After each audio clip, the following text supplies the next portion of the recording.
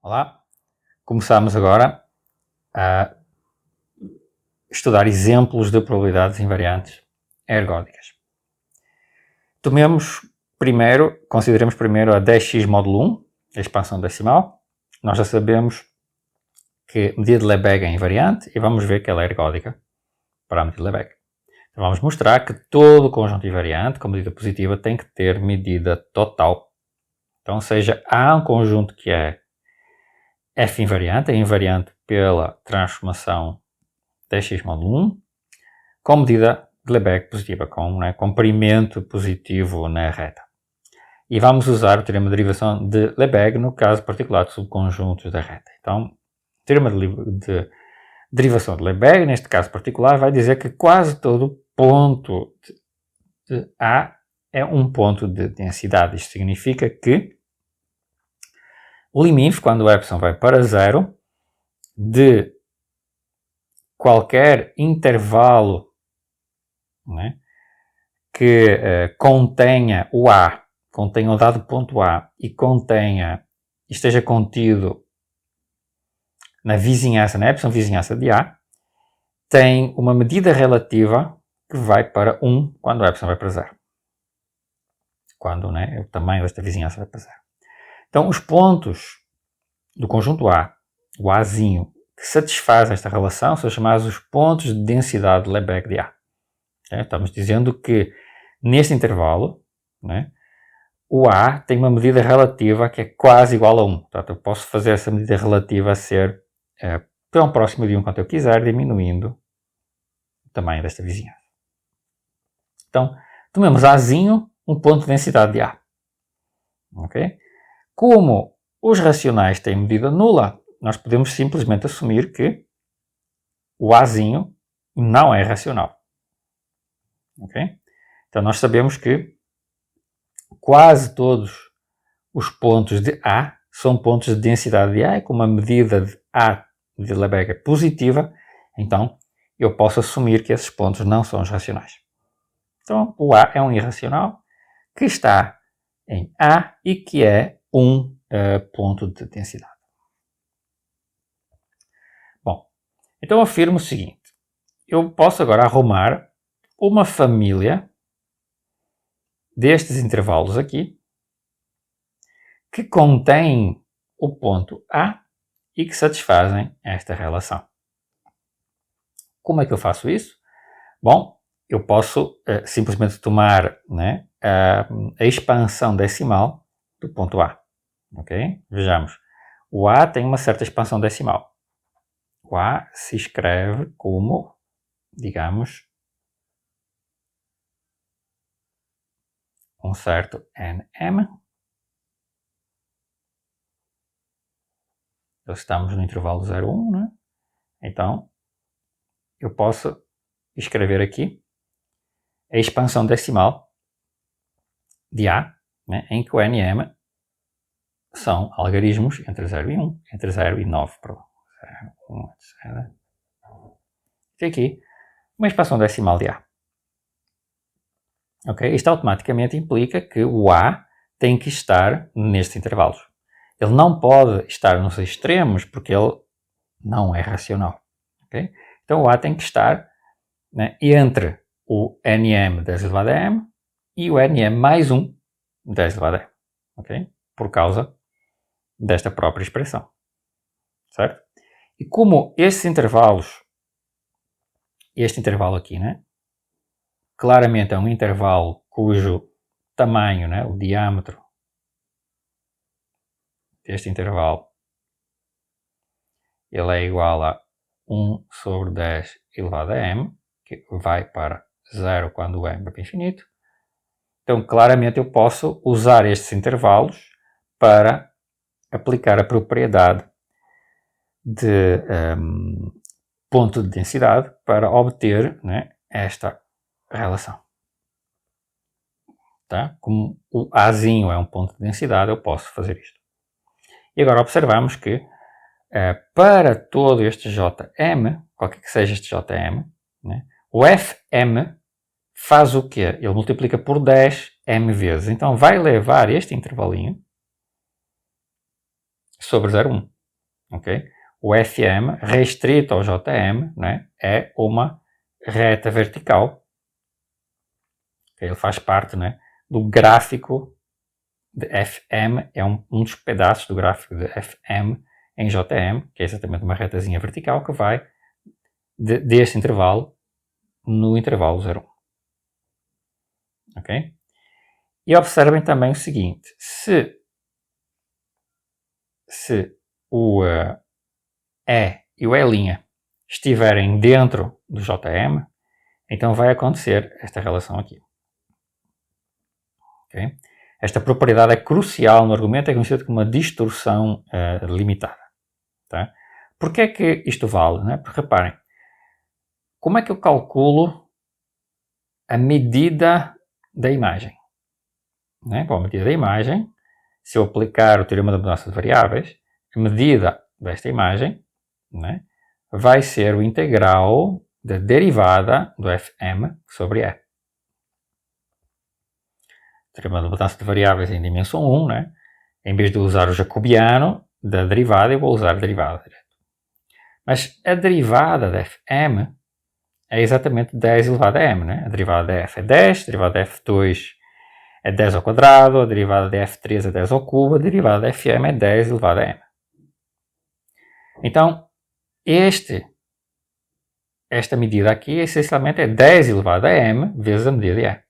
Mas a medida aqui embaixo, do denominador, também é 10 elevado a m vezes a medida do E'. Então, o quociente é o mesmo que o quociente da medida de E sobre a medida do E'. Então, o que está aqui envolvido é que a derivada da aplicação f é constante.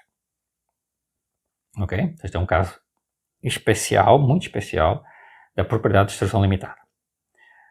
Mas, geralmente, em outros lugares, né, tem também esta propriedade, nós vamos ver em outros exemplos já na frente.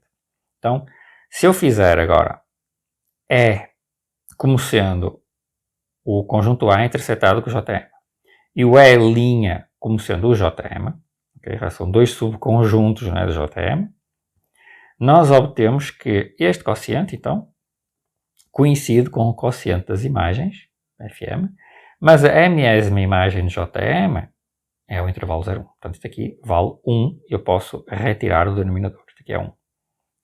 E em cima eu tenho o FM da intersetado com JM. Ok? Muito bem, mas acontece que o A é invariante. Se o A é invariante, significa que o A intersetado com o JM, no mésimo iterado, ele continua dentro de A. Ok? E quando eu faço o M ir para infinito, o que é que vai aparecer? Vai aparecer que a medida de Lebesgue de A é maior ou igual, reparem, a medida de Lebesgue de A é maior ou igual, claro, que a medida do Fm de A intersetado com JM, por causa desta relação aqui, né? Mas observem que esta medida vai para 1. Porquê que esta medida vai para 1? Porque esta medida que está aqui, que é esta, é igual a este quociente, e este quociente vai para 1 quando vai para infinito. Ou seja, o A tem medida 1, tem medida de Lebesgue total. Certo? Isto aqui é só lembrando qual é o gráfico de 10x módulo 1, e quando nós iteramos mais vezes, fica com estas retas faz ser mais inclinadas, e o domínio, né, o domínio das retas, aqui em baixo, destes ramos, inicialmente são intervalos com tamanho 1/10, e depois passam a ser intervalos com tamanho 1/100, depois tamanho 1/1000, etc. 1 sobre 10 elevado a m, com m iterados. Ok? Portanto, nós provamos aqui, né, que todo conjunto invariante com medida positiva tem medida de Lebesgue total. Aplicando esta ideia, vamos mais tarde provar o teorema de Birkhoff. Okay? Este é um resultado chamado teorema ergódico, é fundamental no teorema ergódico. Provaremos mais tarde que se eu tiver uma transformação mensurável, que preserva uma certa probabilidade μ, então, para cada função mensurável limitada, existe esta média, este limite das médias existe QTP. Okay? Que é um conjunto, que é uma função invariante, e também que o integral do limite das médias é igual ao integral da função original. Em particular, se a medida for ergódica, então as médias dão uma função constante. As médias são constantes, né? Por causa desta relação de invariância das médias. Então, a φ é constante e passa a ser igual a φ. Né? Porque se isto aqui é constante, como vale esta relação, né? Então o φ, que é uma certa constante, e a μ é uma probabilidade, então essa constante tem que ser igual a esta integral. Em particular, se φ for a função característica de algum conjunto, então essa constante, a φ, é a medida do conjunto. Então, se eu fixar, por exemplo, o conjunto de 2 décimos a 3 décimos e fizermos φ igual à característica de E, então o φ de x é a frequência de visitas, chamada frequência assintótica, porque é no limite, é a frequência assintótica de visitas da órbita de x a E. Ok? Ou seja, dá-nos o valor do φ de x, é a frequência com que o dígito 2 está na expansão decimal do número x. Okay? Então, o teorema ergódico garante que esta frequência está bem definida, Lebesgue-QTP, e como a medida de Lebesgue é invariante e ergódica, esta frequência é exatamente a medida de E. 1/10, via o teorema de Birkhoff. O mesmo vale para qualquer dígito. Eu, no lugar de 2 décimos, 3 décimos, eu posso tomar qualquer coisa. Eu posso tomar 4 décimos, 5 décimos, 7 décimos, 8 décimos, enfim, qualquer intervalo. Então, o conjunto B, índice D, dos números com frequência assintótica de dígitos D, o D é um dígito qualquer de 0 a 9, igual a 1/10, tem medida total. Ok? Porque segue, né, o teorema de Birkhoff. E, portanto, a interseção destes conjuntos também tem medida total. Ok? Ou seja, quase todos os números têm uma expansão decimal balanceada. Isso significa que a frequência assintótica de qualquer dígito,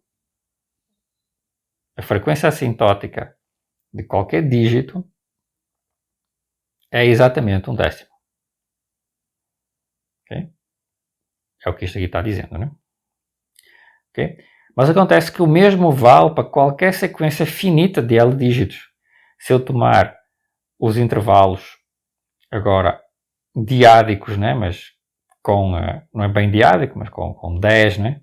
Com potências de 10, eu tomo um certo intervalo aqui, n sobre 10 elevado a L, n mais 1 sobre 10 elevado a L, estou olhando para, né? Eu estou olhando para o n, sendo que o n é um número entre 0 e 10 elevado a L, então qualquer intervalinho no intervalo, dentro do intervalo 0,1, né? Qualquer daquelas divisões do intervalo 0,1 em pedacinhos de tamanho 10 elevado a menos L. Se eu tomar o E e a sua característica, então eu obtenho que a média é 10 elevado a menos L, Lebesgue-QTP. Então isso significa o quê? Significa que se eu fixar qualquer número de dígitos, por exemplo, se eu pego no n, o n pode ser igual ao meu CPF, e o CPF tem 11 algarismos, então tomo aqui o n como sendo o meu CPF, e o L igual a 11.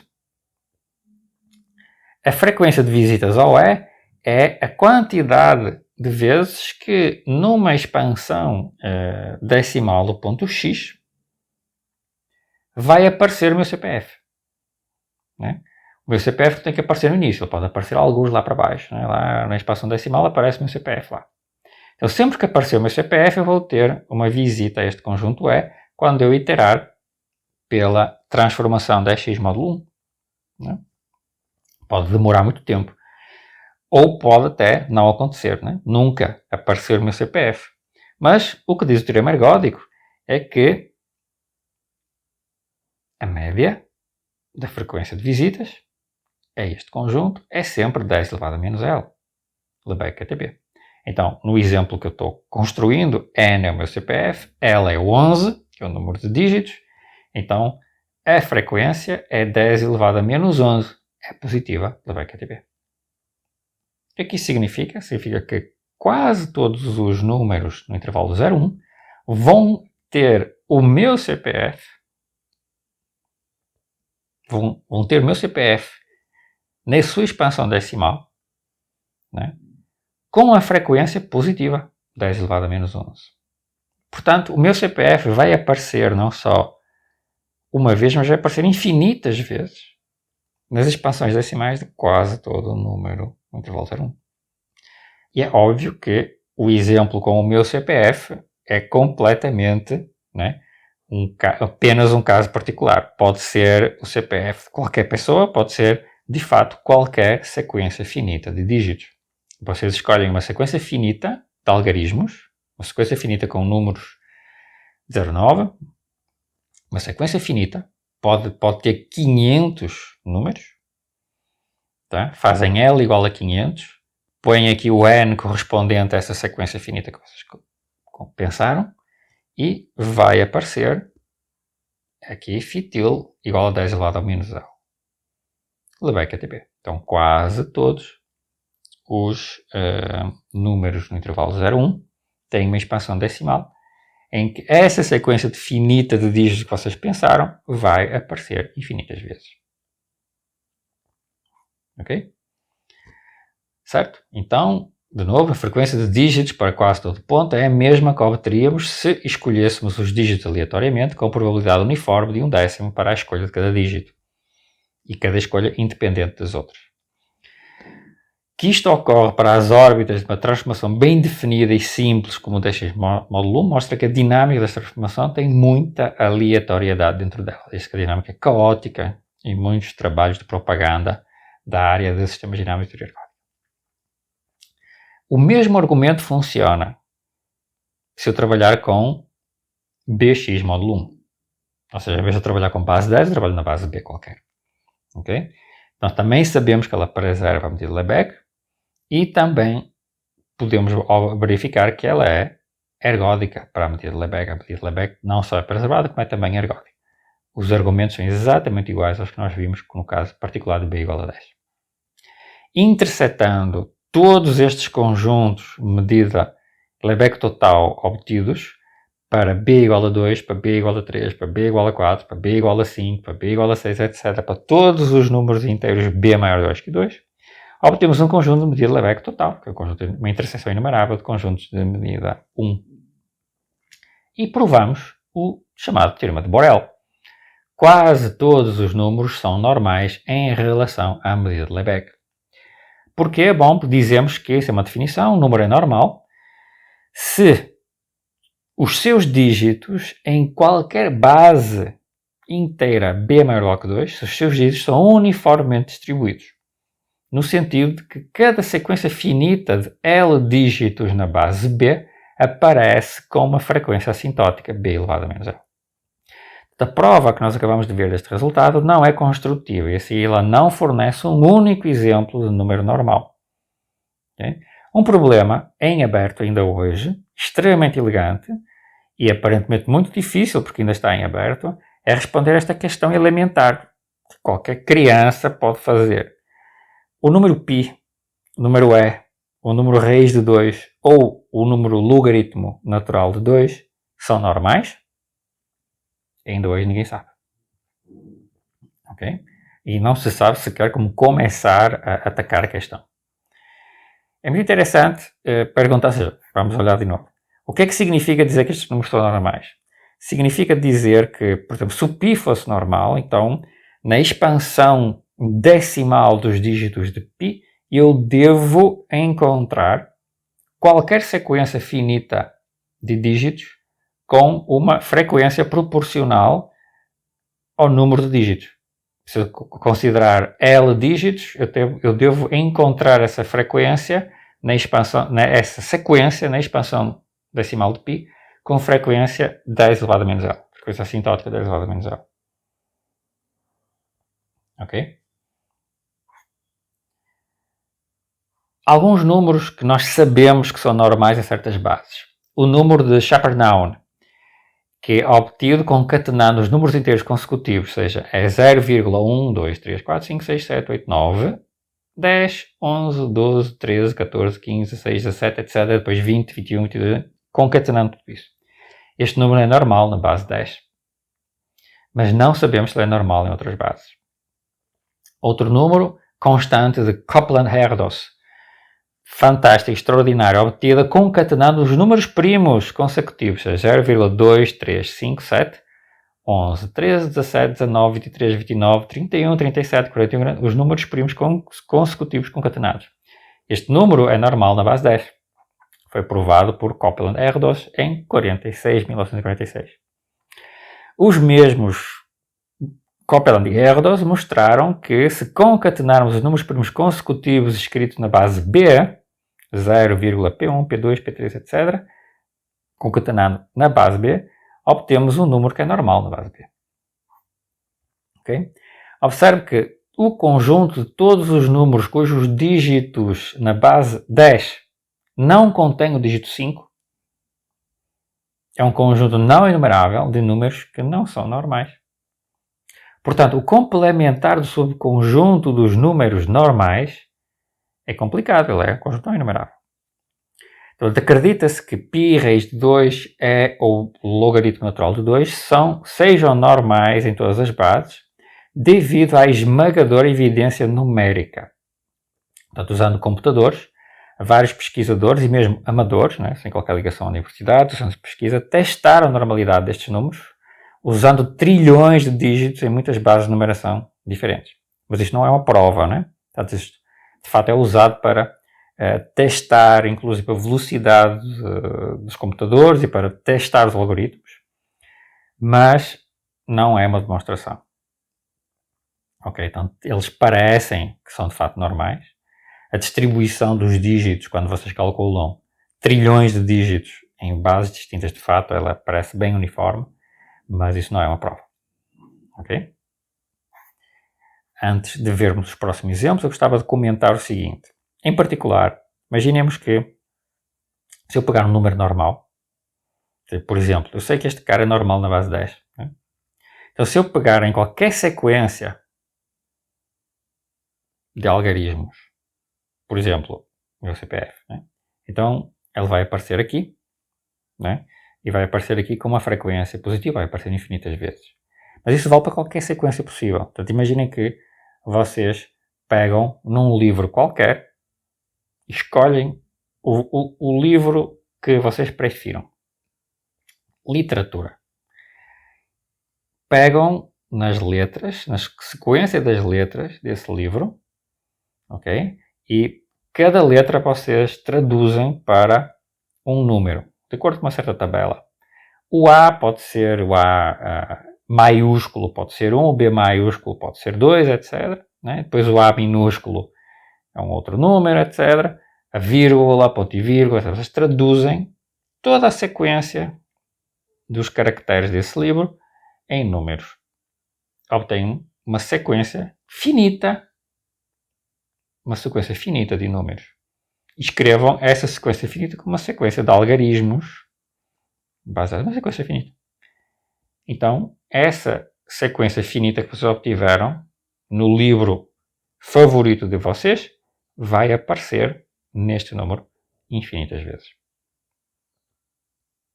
Ok? Imaginem que o π é normal. Então, qualquer que seja o livro que vocês pensem, né, qualquer que seja a tabela que vocês usam para traduzir as letras, a sequência de letras que forma, né, as palavras e que forma os parágrafos, que formam os capítulos desse livro, qualquer que seja a sequência, que vocês traduzem o livro numa sequência de números, ela vai aparecer na expansão decimal do número π. E vai aparecer infinitas vezes. Desde que seja uma sequência finita, ela vai aparecer infinitas vezes, se o π for normal. E mais ainda, vai funcionar, se o π for normal, vai funcionar em qualquer base de numeração que vocês quiserem. Ok? Então, interessante interpretar deste jeito. Ok? Em seguida, nós falaremos do shift de Bernoulli. Vamos ver que a medida de Bernoulli